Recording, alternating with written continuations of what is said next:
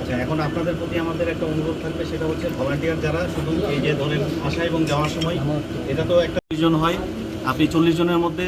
40 জনের দরকার নাই, যারা স্পেশাল অবস্থায় মন্দির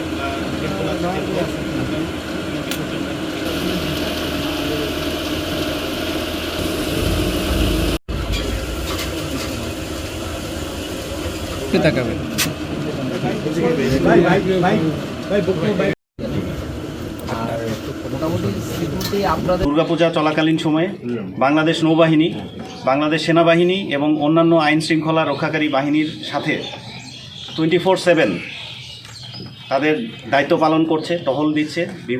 প্রত্যেকটি পূজা মন্দিরে তাদের দায়িত্বপূর্ণ এলাকায়, প্রত্যেকটি পূজা মন্দিরে স্থায়ী এবং অস্থায়ী যেগুলো টেম্পল তৈরি হয়েছে সেগুলোতে যাচ্ছেন। এটি না, একাধিক কুইক রিয়াকশন ফোর্স মেনটেন করছি, যাতে যে কোনো সময় কোনো ধরনের আমরা কল পেলে তারা যাতে তড়িৎ গতিতে রেসপন্স করতে পারে। তবে আমরা যে সব জায়গায় ভিজিট করছি